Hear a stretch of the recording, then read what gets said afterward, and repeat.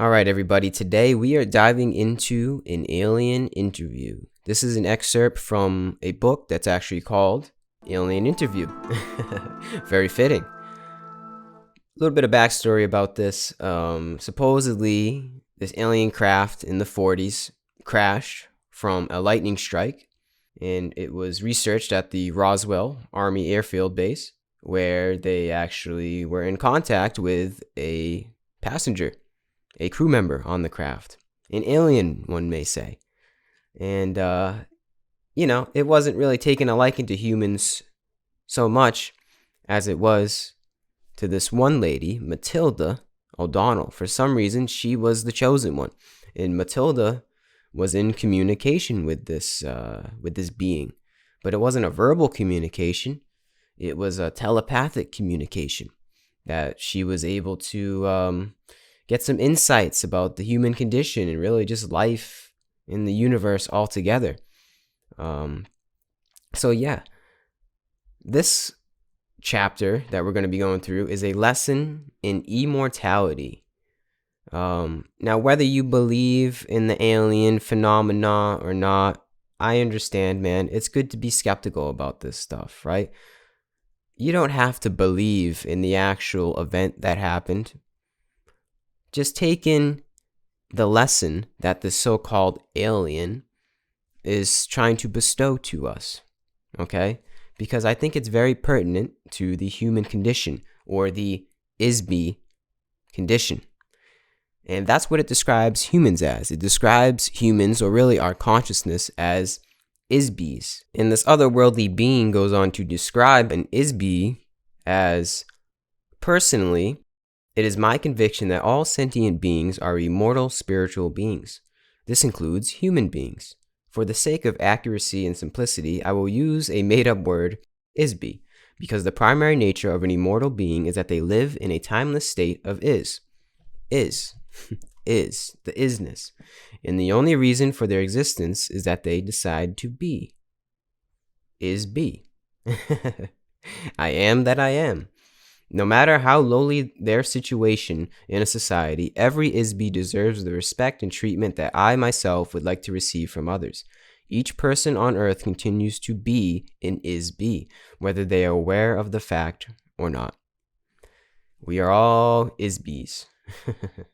All right, so without further ado, let's get into this thing, man. Like I said, disregard the story that's behind it. You can believe it or not believe it. It really doesn't matter, because I think the information that's being channeled here is very important to what it means to be an IS-BE, what it means to be a human being, or just consciousness itself. So, we disregard the whole alien story and just take in the information of the self here. Because like I said, I think it's very pertinent to what it means to be an IS-BE. Without further ado, let's get into this. Chapter 12, A Lesson in Immortality. And this is a note from the lady that was doing the channeling, Matilda O'Donnell, McElroy. I think the following transcript is pretty much self-explanatory. I agree. Here we go. Top secret. Not anymore. Official transcript of the U.S. Army Air Force, Roswell Army Airfield, the 509th Bomb Group, subject, alien interview. July 30th, 1947, first session. Immortal beings, which I refer to as IS-BEs for the sake of convenience, are the source and creators of illusions. Each one, individually and collectively, in their original unfettered state of being, are an eternal, all-powerful, all-knowing entity. IS-BEs create space by imagining a location. The intervening distance between themselves and the imagined location is what we call space. An IS-BE can perceive the space and objects created by other IS-BEs. IS-BEs are not physical universe entities. They are a source of energy and illusion. That's a good one, right? A source of energy and illusion. It's getting juicy. IS-BEs are not located in space or time, but can create space, place particles in space, create energy, and shape particles into various forms. cause the motion of forms, and animate forms. Any form that is animated by an IS-BE is called life. Sounding like gods here, no? An IS-BE can decide to agree that they are located in space or time, and that they themselves are an object, or any other manner of illusion created by themselves, or another, or other IS-BEs. The disadvantage of creating an illusion is that an illusion must be continually created. If not continually created, it disappears. Continual creation of an illusion requires incessant attention to every detail of the illusion in order to sustain it. That's interesting, right? It's like the show must go on. The show must go on. The illusion of Maya. It's necessary. A common denominator of IS-BEs seems to be the desire to avoid boredom. A spirit only, without interaction with other IS-BEs, in the unpredictable motion, drama, and unanticipated intentions and illusions being created by other IS-BEs, is easily bored. Especially in 2023, man. This was in 1947. This might actually be an alien prophecy. What if you could imagine anything, perceive everything, and cause anything to happen at will? What if you couldn't do anything else? What if you always knew the outcome of every game and the answer to every question? Would you get bored? Yes. This is very Vedic, right? This is like if you were God, right? If you were God, you knew everything, you could do anything. Just like that. Wouldn't that get old? Wouldn't you get bored of being God? Wouldn't you want some limitations, some constraints in your condition? Maybe. The entire back time track of IS-BEs is immeasurable, nearly infinite in terms of physical universe time. There is no measurable beginning or end for an IS-BE. They simply exist in an everlasting now. I like that. In an everlasting now. We simply exist in an everlasting now. Beautiful. Another common denominator of IS-BEs is that admiration of one's own illusions by others is very desirable. If the desired admiration is not forthcoming, the IS-BE will keep creating the illusion in an attempt to get admiration. One could say that the entire physical universe is made of unadmired illusions. That's interesting, right? It sounds like the ego. That's really interesting. The entire physical universe is made of unadmired illusions. We all just want to be admired. We just want some damn admiration, man. In this illusion. We just want to love. We want love from other IS-BEs that is essentially just self-love. We want love from ourselves. Essentially. It's almost sad. It's almost sadistic. The origins of this universe begin with the creation of individual illusionary spaces. These were the home of the IS-BE. Sometimes the universe is a collaborative creation of illusions by two or more IS-BEs. A proliferation of IS-BEs in the universe they create sometimes collide or become commingled or merged to an extent that many IS-BEs shared in the co-creation of a universe. That's where it gets trippy, man. I'm not even going to try to understand that. I mean, we can try, but it's like there's multiple gods. That's where it gets trippy, man. I don't know. I feel like that's outside the understanding of the feeble human monkey mind. IS-BEs diminish their ability in order to have a game to play. IS-BEs think that any game is better than no game. They will endure pain, suffering, stupidity, privation, and all manner of unnecessary and undesirable conditions just to play a game. That's all we're doing. We're just playing a game, man. Pretending that one does not know all, see all, and cause all is a way to create the conditions necessary for playing a game. Unknowns, freedoms, barriers, and or opponents and goals. Ultimately, playing a game solves the problem of boredom. That's it, man. This is all a game. This is all a damn simulation. This is all God's game. We're all God that forgot we were God. So we put ourselves into this game because God got bored one day. He was like, I need something else to do. I need to pretend that I'm not the only thing, that I'm not wholeness. I mean, hey man, that's old knowledge, right? That's Brahman becoming Atman. That's in the Bible, right? God became flesh. God became man so that he could become God again. I think that's what's happening. God became man, and now we're slowly working our way back into that wholeness, that oneness, that godliness, but with a sense still of that separateness, with a sense still that sense of play of the game, yet still remembering that sense of godliness. It seems to be that's what our consciousness is evolving into. It's familiar yet different. Familiar yet different in this game of life. In this fashion, all of the space, galaxies, suns, planets, and physical phenomena of this universe, including life forms, places, and events that have been created by the IS-BEs and sustained by mutual agreement that these things exist. There are as many universes as there are IS-BEs to imagine. Build and perceive them, each existing concurrently within its own continuum. Each universe is created using its own unique set of rules as imagined, altered, preserved, or destroyed by one or more IS-BEs who created it. It's getting trippy now, folks. Time, energy, objects, and space as defined in terms of the physical universe may or may not exist in other universes. The domain exists in such a universe as well as in the physical universe. That one's deep, man. That one's deep. The multiverse. One of the rules of the physical universe is that energy can be created but not destroyed. So the universe will keep expanding as long as the IS-BEs keep adding more energy into it. It is nearly infinite. It is like an automobile assembly line that never stops running, and none of the cars are ever destroyed.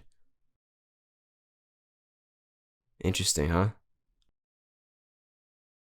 That's our immortality right there.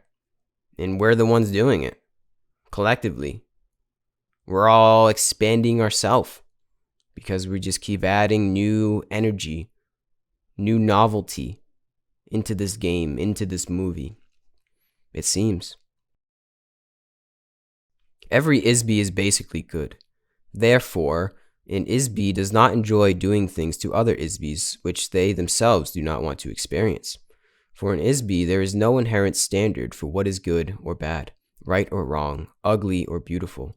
These ideas are all based on the opinion of each individual IS-BE. The closest concept that human beings have to describe an IS-BE is as a god. There it is. All-knowing, all-powerful, infinite. So how does a god stop being a god? They pretend not to know. How can you play a game of hide and seek if you always know where the other person is hiding?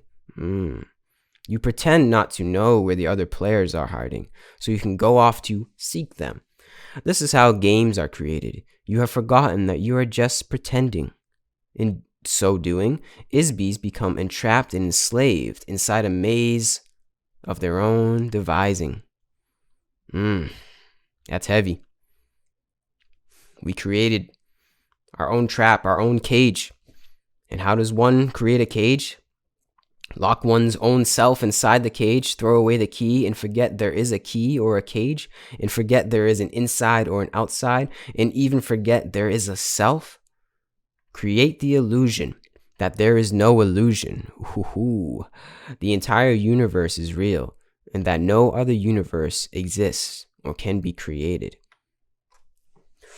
That's heavy, man. Think about it, right? When we play a video game, we want to forget that we're playing the game. We want to be so engrossed in the game that we forget we're holding the controller. We just want to be the game in a way. We want to be immersed in Skyrim. right? We want to be immersed in whatever the world is and whatever the character is, whatever the story is. We want to just be there and in it and forget about our worldly concerns, our humanly concerns. Maybe that's why we love video games so much. It's just like a metaphor for literally our being. Life as the greatest game of all time. And the greatest game of all time is one where we completely forget that we are in a game. But maybe, just maybe, that's how you win the game. Is you start to realize that you are simply in a self-made game. And the goal is to realize that you are the one that made this game in the first place for you to forget that you were in a game. Oh, it's trippy, man. It's trippy. On Earth, the propaganda taught and agreed upon is that the gods are responsible and that human beings are not responsible. You are taught that only a god can create universes, so the responsibility for every action is assigned to another is-be or god, never oneself. No human being ever assumes personal responsibility for the fact that they themselves, individually and collectively, are gods. This fact alone is the source of entrapment for every is-be. We